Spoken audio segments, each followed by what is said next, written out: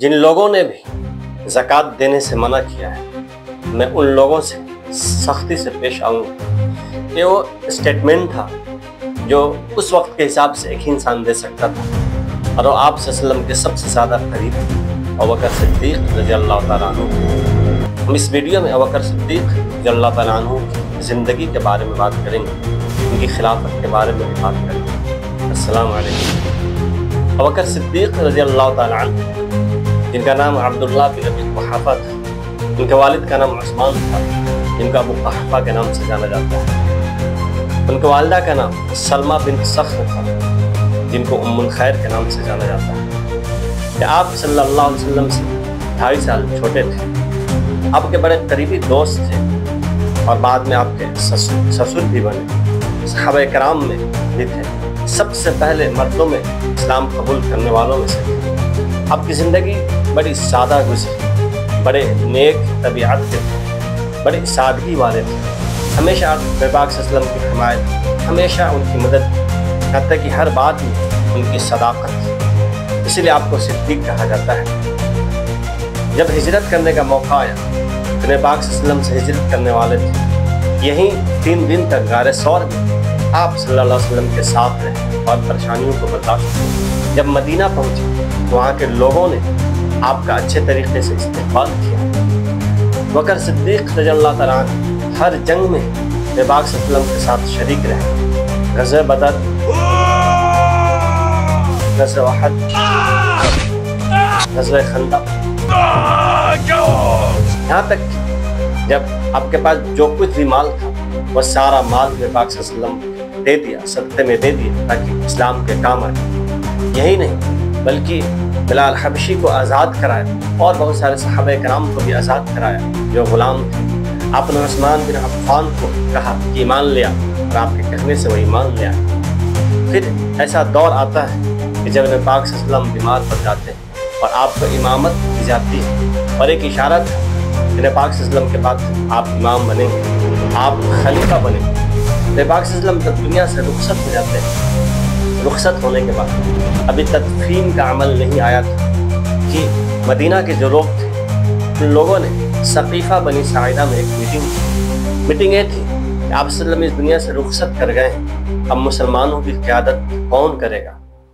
Medina वालों का कहना था कि हम लोग अंसार हैं, हमने इन लोगों की मदद की है, लिहाजा हमारा हक़ बनता है कि हम में से कोई खलीफा बने। इनमें से सअद बिन उबादा रज़ियल्लाहु तआला अन्हु खिलाफत के दावेदार थे। जब उमर फारूक को ये बात पता चली, आपने फ़ौरन अबू बकर सिद्दीक़ रज़ियल्लाहु तआला अन्हु को पैगाम भिजवाया, और उमर फारूक, अबू बकर सिद्दीक़, अबू उबैदा बिन अल-जर्राह, तीनों सहाबा कराम सक़ीफ़ा बनी साइदा में पहुँचते हैं, वहाँ पे अपनी बात रखते हैं। अबू बकर सिद्दीक़ रज़ियल्लाहु तआला अन्हु ने कहा कि खिलाफत के असल दावेदार कुरैश के लोग हैं, और अरब वाले कभी मदीना वालों की खिलाफत को तस्लीम नहीं करेंगे। हम लोग वो हैं जिन्होंने शुरू से परेशानियों को बर्दाश्त किया, आप सल्लल्लाहु अलैहि वसल्लम का साथ दिया, लिहाजा खलीफा हम ही में से कोई इंसान बनेगा। ये बात जब ख़त्म होती है, उमर फारूक इन सारी बातों के बाद खड़े होते हैं और अबू बकर सिद्दीक़ के हाथ पे बैत करते हैं और कहते हैं कि हम आपको खलीफा मानते हैं। ऐसा करना था कि सारे सहाबा कराम, मुहाजिरीन और अंसार सब ने आपके ऊपर बैत की, और अगले दिन मस्जिद नबवी में आम तौर पर बैत की गई। बैत करने के बाद लोगों के ऊपर जो सदमा था आप सल्लल्लाहु से दुनिया से रुखसत होने का, इस चीज़ का कुछ लोगों ने फ़ायदा उठाया और उन लोगों ने ज़कात देने से मना कर दिया। यहाँ तक कि मुसलमा बिन कज़्ज़ाब ने नबूवत का झूठा दावा किया और कहा कि मैं नबी हूँ। आपने उनसे जंग की, यहाँ तक कि यमामा के जंग में मुसलमा बिन कज़्ज़ाब को मारा गया। इस जंग में ऐसे मामलात पेश आए कि शहीद होने वालों में से ज़्यादा तादाद हफ़ाज़ कराम की थी। हाफिज़ बहुत ज़्यादा शहीद हो गए थे।